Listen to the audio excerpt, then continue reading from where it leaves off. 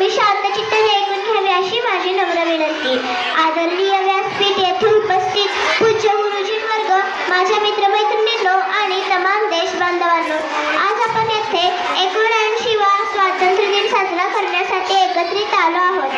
हा केवळ एक राष्ट्रीय सण नाही, तर आपल्या पूर्वजांच्या शौर्याला आणि बलिदानाला आदरांजली प्राप्त करून देण्याचा दिवस आहे. हा स्वातंत्र्य दिन आपण अनुभव घेत आहोत हे काय आपल्याला सहजासहजी मिळाले नाही. ब्रिटिश राजवटीच्या 200 वर्षाच्या काळात भारतीय लोकांचा अमानुष छळ करण्यात आला. ब्रिटिशांच्या क्रूर कृत्याच्या अनेक कथा इतिहासात कोरल्या गेलेल्या आहेत. व्यवसायासाठी आलेले इंग्रज हळूहळू आपल्यावर राज्यच करायला सुरुवात केले. आपल्या भारत देशाचा स्वभाव तर तुम्हाला माहीतच असेल, अतिथी देवो भव. या स्वभावाचा फायदा घेऊन इंग्रज आपल्यावर राज्य करायला सुरू केले. यातील हृदय पिळवटून टाकणारी घटना घडली ती म्हणजे 13 एप्रिल 1919 रोजी पंजाबमधील बैसाखीच्या सणानिमित्त अमृतसर शहरात बैसाखीच्या सणानिमित्त आणि रौलट कायद्याच्या विरोधात शांततेने आंदोलन करण्यासाठी हजारो लोक जालियनवाला बाग येथे उपस्थित झाले होते. जनरल डायर हा इंग्रजांच्या एका तुकडीतील कॅप्टन होता. त्याला या सभेची माहिती मिळताच त्याने त्याच्या टीमला घेऊन तेथे पोहोचला व एकमेव प्रवेशद्वार बंद केले. कोणताही इशारा न देता निशस्त्र लोकांवर गोळीबार करण्यास सुरुवात केली. या अमानुष कृत्यामध्ये वृद्ध, लहान मुले आणि स्त्रिया या नागरिकांवर गोळ्या झाडण्यात आल्या. काही लोक आपला जीव वाचवण्यासाठी विहिरीमध्ये उड्या मारल्या, पण दुर्दैवाने तेथे त्यांचा अंत झाला. ही घटना घडून गेल्यावर एक 12 वर्षाचा लहान मुलगा तेथे धावत आला व जिकडे तिकडे पाहतो तर काय, सगळीकडे रक्ताने वाकलेली मृतदेह पडली होती व त्या 12 वर्षाच्या लहान मुलाने त्याच्या खिशातील रुमाल काढला व ती रक्ताने वाकलेली माती भरून घेतली व घरी निघून आला.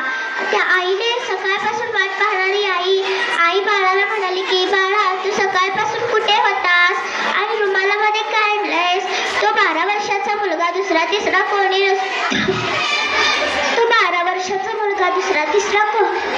नसून भगतसिंग होते. त्या 12 वर्षाच्या मुलाने आईला सांगितले की, आई, या रुमालामध्ये आपल्या भारतीय देशांच्या बलिदानाचे रक्ताने माखलेली माती आहे, याला नमस्कार कर. की त्या 12 वर्षाच्या मुलाने शपथ घेतली की ज्यांनी आपल्या भारतीय लोकांचा असा हाल केला आहे त्यांना मी इथून पळवून लावून देणार. तोच 12 वर्षाचा मुलगा वयाच्या 23व्या वर्षी हसत फासावर चढला. म्हणजे पहा, काय ती देशभक्ती असेल. आजकालच्या काळात तर 23व्या वर्षाची मुले आई वडिलांच्या जीवावर जगतात, पण भगतसिंग मात्र अभिमान वाटेल असे कार्य करून गेले. आजच्या दिवशी कळे ना कोणाचे नाव घ्यावे.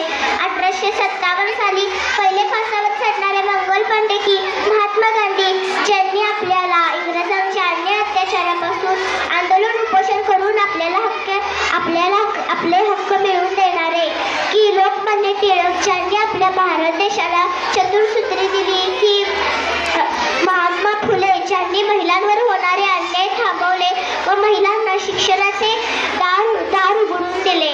अशा अनेक थोर नेते म्हणजे डॉक्टर बाबासाहेब आंबेडकर, पंडित जवाहरलाल नेहरू, महात्मा गांधी, लोकमान्य टिळक, सावित्रीबाई फुले, राणी लक्ष्मीबाई असे थोर नेत्यांच्या शौर्याला मी सलामी देते.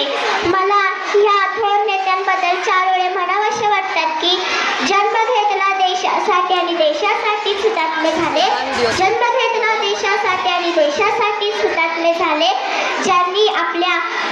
ज्यांनी इंग्रजांच्या गुलामगिरीतून आपल्याला मुक्त केले, मुक्त केले. आपल्या भारत देशाला स्वातंत्र्य मिळून 79 वर्ष झाले, पण भेद, जात, धर्म, भाषा ह्याच्यावर आपण अजूनही वाद करत आहोत. मला या लोकांसाठी 4 वेळी म्हणावेसे वाटतात की, धर्म, जाती, प्रांत,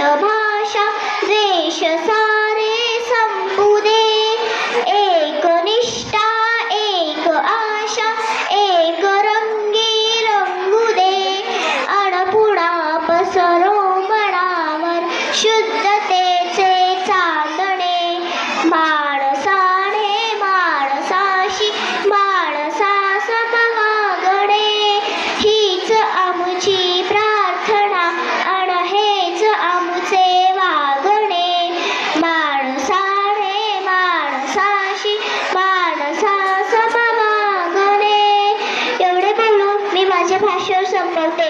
भारत